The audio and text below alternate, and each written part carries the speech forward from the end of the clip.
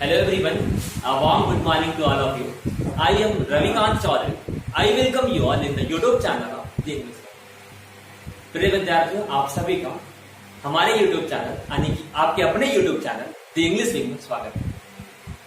प्रिय विद्यार्थियों, कोरोना वैश्विक महामारी को मद्देनजर रखते हुए हमने ये फैसला लिया है कि अब जब तक क्लासेस पूर्णतः स्टार्ट नहीं हो जाती, हम लोग YouTube से क्लासेस कंडक्ट करने का प्रयास करेंगे। ये हमारा पहला क्लास होगा, पहला प्रयास होगा। मैं अपना 100% देने का कोशिश करूंगा। I will try my level best to make you understand. So please give your feedback in the comment box. आप कमेंट बॉक्स में फीडबैक देकर हमें अनुग्रहित करने का प्रयास करें। आप सुझाव दें, आपका सुझाव का आकांक्षी हूं मैं।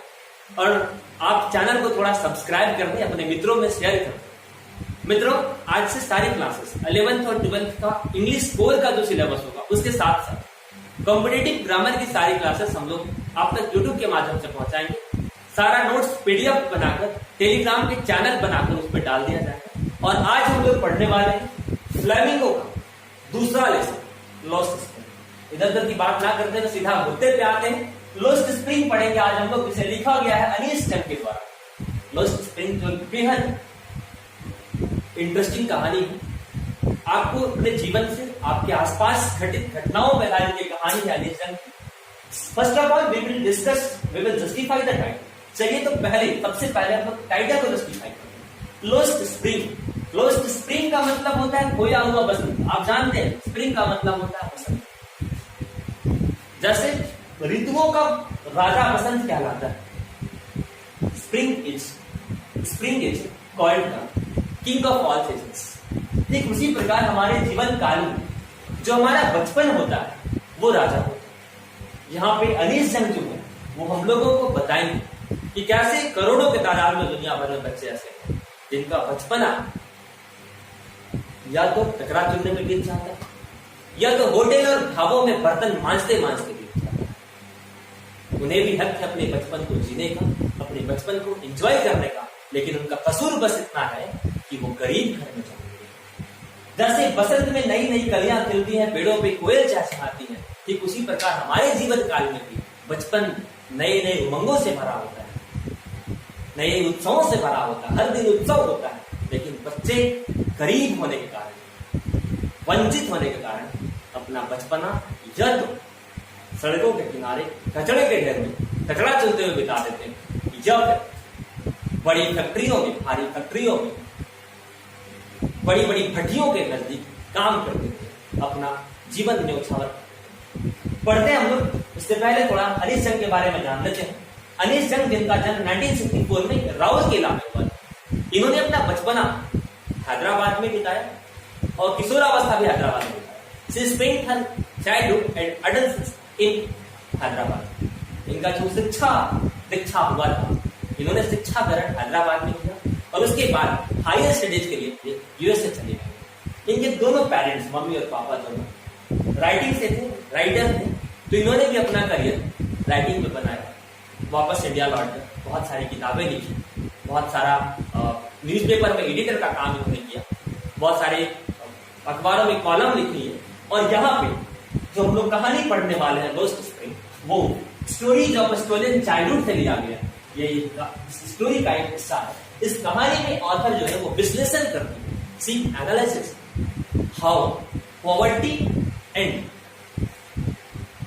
ट्रेडिशन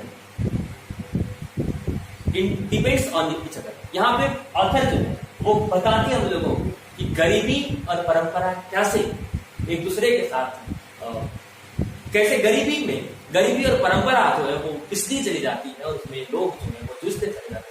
कैसे कभी कभी गरीबी परंपरा का नाम हो जाता है।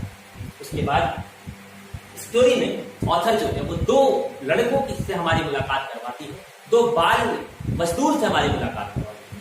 पहला जो कहानी है वो साहब आलम का है। साहब एक आलम जो एक बांग्लादेशी लड़का है और दिल्ली के नजदीक सीमापुरी में रहता है। दिल्ली के नजदीक सीमापुरी में रहता है। साहब आलम के जैसे हजारों लोग सीमापुरी में रहते हैं और बिना किसी पहचान का, बिना किसी आइडेंटिटी का, बिना किसी घर का, बिना किसी स्वाभिमान और सम्मान के लोग रहते हैं। ऑथर से साहब आलम की मुलाकात होती है। ऑथर के घर के बगल में एक गार्बेज डंप है, वहां पे हर सुबह इनकी मुलाकात साहब आलम और इनके साथ इनके दोस्तों से होती है। रोज मुलाकात होती है। अनिस जंग फाइनली इनसे पूछती है तुम क्यों करते हो ये सब? साहब आलम जवाब देता है कि मेरे पास कुछ नहीं करने को, I don't have anything to do.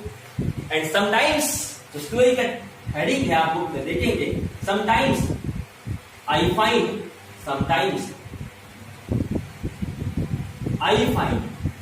a ruby note in the garbage dump.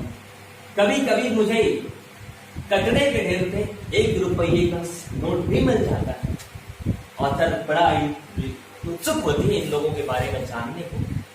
रोज मुलाकात होती है, उसके बाद ऑथर इसका नाम पूछती है, what's your name? The boy announces साहब आलम। ये लड़का जवाब देता है, मेरा नाम साहब आलम। यहाँ पे एक बड़ा विचित्र सा संजोग, नाम का मतलब है दुनिया का देवता। साहब आलम का जो शाब्दिक अर्थ, द लिटरेरी मीनिंग ऑफ साहब आलम इज लॉर्ड ऑफ यूनिवर्स। इसका जो मतलब है वो है लॉर्ड ऑफ यूनिवर्स। लेकिन लड़का काम क्या कर रहा है? कचरा चुन। ये करारा तमाचा है, एक मजाक है, एक भद्दा मजाक है। ऑथर इससे पूछती है कि तुम स्कूल क्यों नहीं जाते? Why don't you go to school? साहब आलम जवाब देता है कि मेरे घर के बगल में स्कूल नहीं। ऑथर उससे मजाकिया लहजे में कहती हैं कि अगर मैं स्कूल बनवाऊं तो क्या तुम आओगे? ये मुस्कुरा कर कहता, हाँ आऊंगा। कुछ दिन बाद फिर से ऑथर की मुलाकात साहब आलम से होती है। वो दौड़ता हुआ ऑथर के पास आता है और कहता है, मैडम क्या आपका स्कूल बन गया? उस वक्त ऑथर को बड़ा झटका लगता है। झटका इसलिए लगता है क्योंकि उन्होंने एक ऐसा मजाक किया था जिसे पूरा करने का उनका कोई इरादा नहीं, ऐसा वचन दिया था जिसको वो पूरा नहीं करना चाहते। लेकिन ये सिर्फ ऑथर को झटका लगने का सवाल नहीं है, ऐसे हर रोज उसके साथ वादे होते हैं। हर 5 सालों में जब चुनाव का समय आता है तो ऐसे लोगों को वचन दिए जाते हैं और पूरा कभी नहीं होता। ऑथर जब उसको और उन लोगों से जब और घनिष्ठ हो जाती है तो इन लोगों के साथ इनके मोहल्ले में जाती है, जो सीमापुरी है। दिल्ली से बहुत नजदीक है सीमापुरी। लेकिन ये बुक में एक लाइन है, periphery to Delhi but miles away from it. Delhi से बहुत नजदीक है लेकिन दिल्ली से कोसों दूर। कहने का मतलब ये है कि एक तरफ दिल्ली सेंट्रल कैपिटल, भारत का राजधानी, और दूसरी तरफ सीमापुरी। एक तरफ चमचमाता हुआ दिल्ली, दूसरी तरफ बजबजाता हुआ, नालियों से बजबजाता हुआ सीमापुरी। एक बिहड़ जंगल जहां ना सड़कें हैं, ना नालियां का व्यवस्था है, ना घर है। लोग जानवरों की तरह इन ह्यूमन कंडीशन में रहते हैं। मिट्टी का घर है, तिरपाल का छत है और गंदगी का अंबार है। वहां पे लोग जानवरों की तरह। जब ऑथर उससे पूछती है कि तुम यहाँ क्यों रहते हो, वो बताता है कि मैं 1971 में 1971 में जब भारत पाकिस्तान का युद्ध हुआ था, बांग्लादेश नया देश बना, उस वक्त ये लोग भाग कर इंडिया आ गए और इंडिया में शरणार्थी बनकर दिल्ली सीमापुरी में रहे। ऑथर उससे पूछती है यहाँ क्यों आए अपना घर बार छोड़कर? तो साहब आलम बोलता है कि मम्मी कहती है कि वहां अपना घर तो था लेकिन नेचुरल डिजास्टर के कारण कि जिंदगी का ठिकाना नहीं था।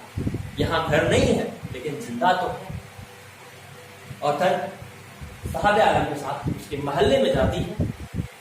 उनके लोग ना वहां पे मोहल्ले के लोगों से मिलती हैं, महिलाओं से मिलती है। महिलाएं जो फटी चितरी साड़ियां पहनी है, वो कहती हैं कि हम लोग यहाँ पे बिना किसी पहचान का रहते हैं।